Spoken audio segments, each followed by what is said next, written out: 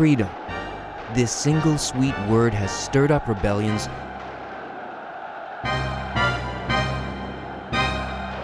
and turned palaces into rubble.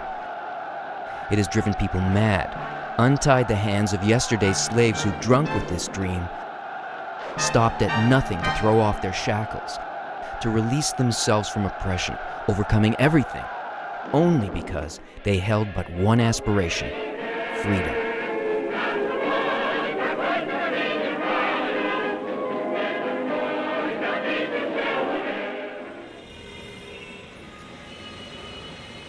What is this freedom they were seeking? What does it mean? And is it really possible to achieve?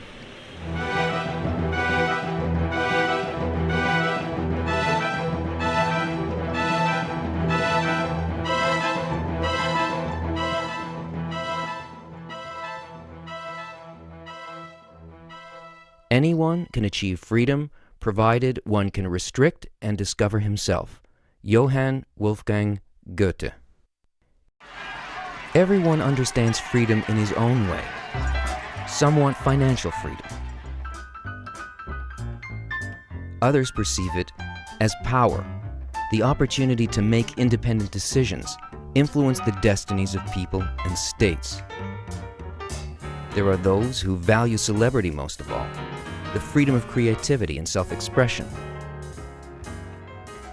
For many, having the time to watch TV and sip beer is the ultimate attribute of freedom. Provided, of course, that the program is interesting and the beer plentiful. When society meets our needs, we feel free. Otherwise, we try to change it so that it will satisfy our desires more efficiently.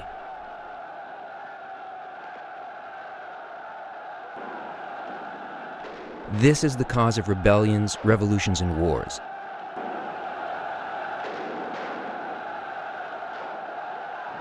Tears, destitution, and suffering. Socio-economical structures change. New people take power. Money flows into other hands. New idols appear, and with them, new TV programs and new brands of beer. Only those who can fight for freedom deserve it. Charles Baudelaire.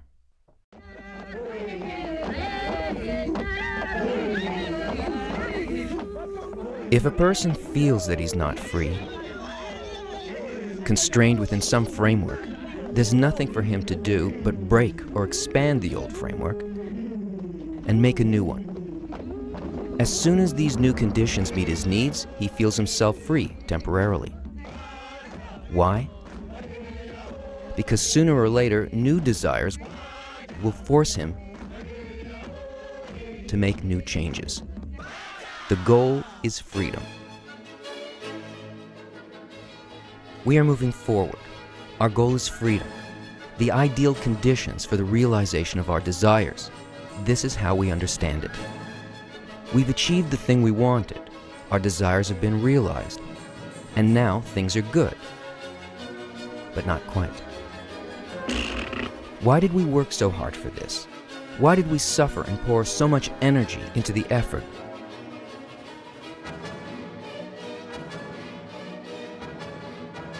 How can an eternal, never-ceasing delight exist in our world?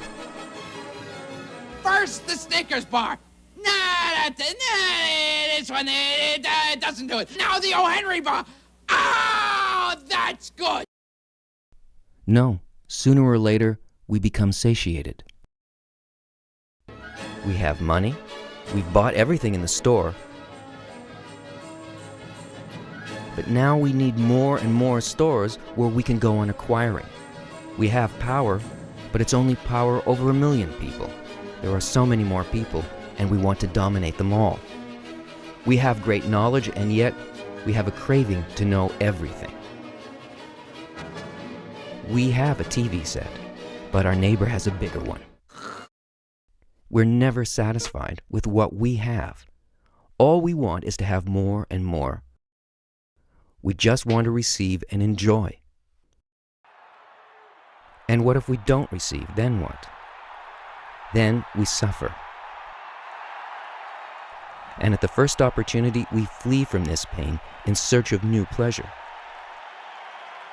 Our entire life is spent running back and forth between pleasure and pain. When we receive pleasure, we're happy. When we begin to feel suffering, we seek new enjoyment. To be free means to be able to do what you enjoy. Voltaire. What is this force constantly compelling us to want more and more? The answer is simple. It is the generator of unlimited desires, egoism. It dictates our behavior. It pushes us forward. All our actions are based on an inner program installed and activated when we enter this world. It forces us to act in this particular way that we define as egoism. The goal is freedom. The driving force is egoism. Under the influence of egoism, the development of society follows a simple algorithm. Sensation of freedom, sensation of the opposite of freedom, change. Discovery of freedom on the new level, sensation of limitation, change. And round it goes from one level to another. Primitive societies became a slave-owning system. Then feudalism, capitalism, socialism, and communism. Man has struggled for freedom, enjoyed it, and then, when egoism grew, he again demanded change, which led society to a new state. Every achievement enslaves. It obligates one to achieve more. Albert Camus. Throughout history, freedom has had an acceptable cost. The pleasure was worth the suffering. The 20th century has changed the balance. 2 world wars and a failed attempt at global change for the better by political revolution has all occurred in the life experience of just one generation. The First World War claimed the lives of 10 million people. The Russian Revolution and its aftermath killed 44 million more. The Second World War destroyed 62 million. The so-called period of peaceful coexistence brought humanity wars in Korea, Vietnam, the Middle East, plus major and minor conflicts in Africa and Asia. The number of victims of the Chinese Cultural Revolution, of genocide in Cambodia, of socialist reforms in the USSR and Eastern Europe has not even been counted. In the 20th century, egoism reached a level where it was no longer constructive. Yes, egoism helped defeat plague, cholera, and create bacteriological weaponry. Yes, thanks to egoism, we've won democratic freedom and the highest crime rate in human history. Yes, with its help, we've discovered thousands of uses for natural resources and are slowly but surely destroying the planet's ecology. Yes, we've developed deeply into the secrets of matter and armed ourselves with weapons that threaten our very existence.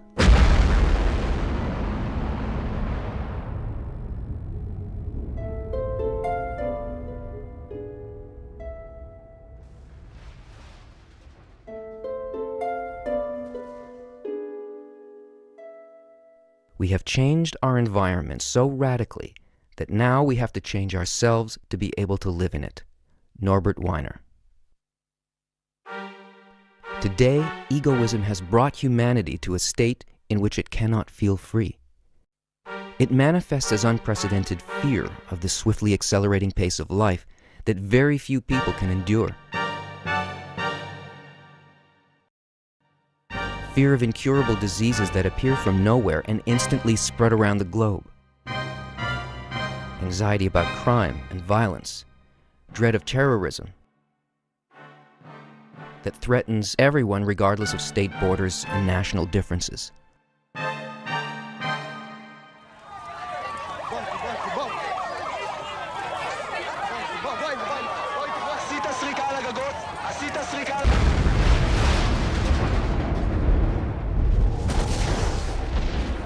all against the backdrop of a global nuclear catastrophe that could destroy the entire human race.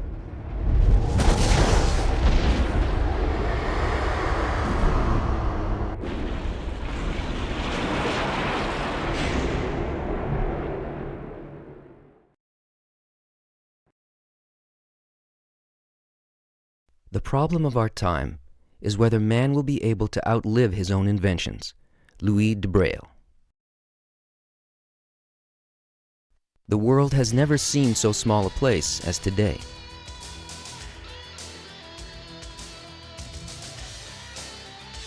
Modern communications fuel the extreme growth of personal, group, and state egoistical interests, turning the world into a big village where a fire in one house can instantly spread to all others.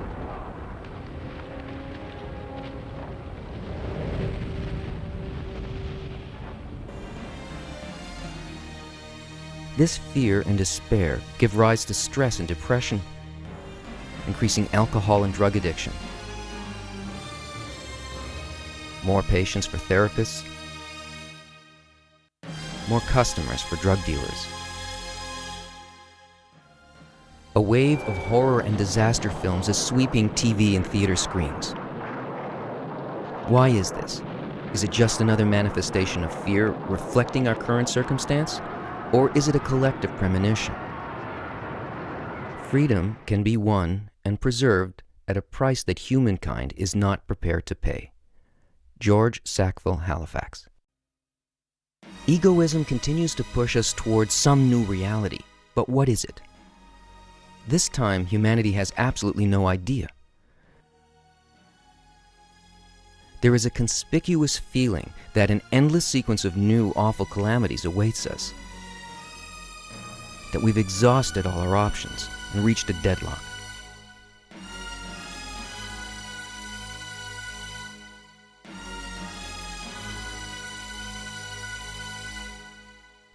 Does this mean that our approach is wrong while the overall advance towards absolute freedom is right?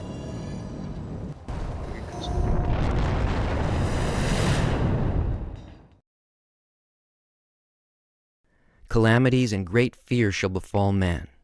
He shall wish to die, but he shall not be allowed to. He shall live in horrible anguish, and the nation shall seek the truth and find it. The Book of Zohar, the principal book of Kabbalah, 3rd century AD.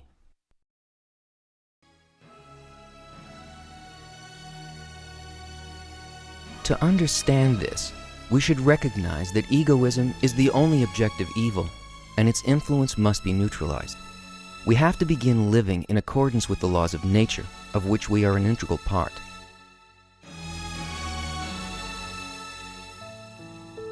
Modern science asserts that nature is permeated with one thought and develops according to one law.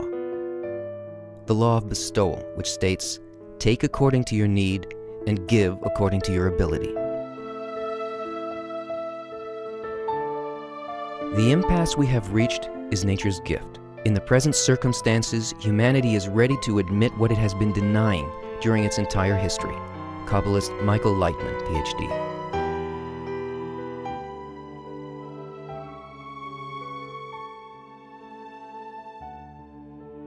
If we live by the law of bestowal, and if all our actions are aimed not at changing our environment, but at changing ourselves,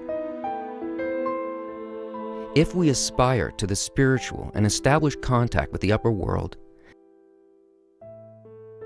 then we will be able to get out of this dead end. The goal is freedom. The driving force is altruism. All of the greatest minds in all time have come to the same conclusion. Conventional science understands this too. More and more, the views of leading modern scientists resemble what the ancient Kabbalistic books describe. Baal HaSulam, the greatest Kabbalist of the 20th century, has revealed the inner meaning of the Book of Zohar to our generation. The Sulam writes, "If you wish to change, there are 4 factors from which you cannot escape. The first is called basis or essence. It means that you possess unique characteristics that are inherent only in you and no one else. They are passed from one generation to another and cannot be altered. Armed with them, you move toward the purpose of creation. The second factor is a program. Yes, there is a preordained plan of development, the essence of which we receive at birth. It determines everything from birth till death.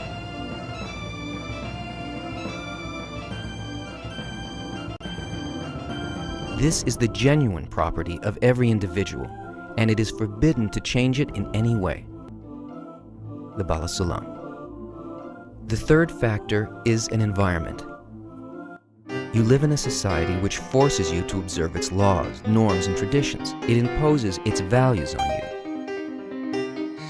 You believe that you choose a car, an apartment, a profession, a spouse.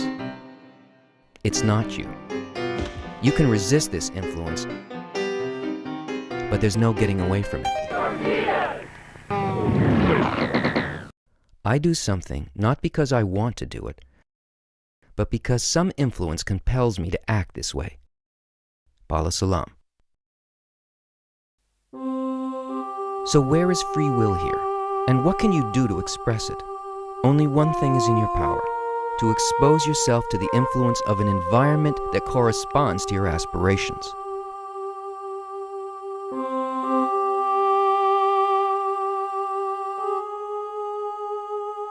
Only the choice of an environment can bring success or failure.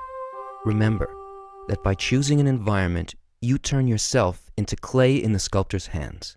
Bala Salam.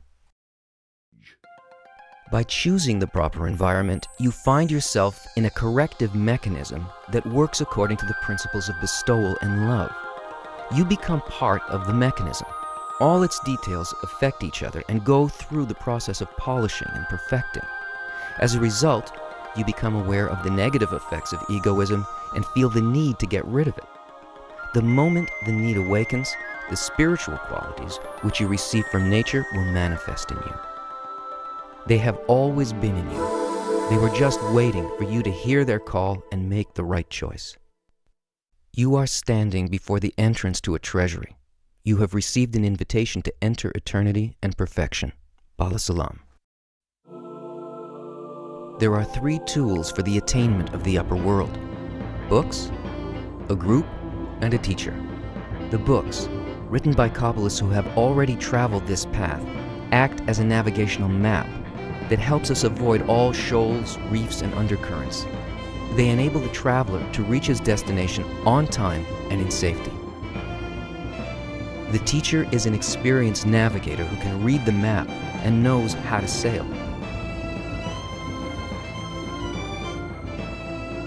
The group is the crew that joins forces and acts with a single heart for the sake of the goal.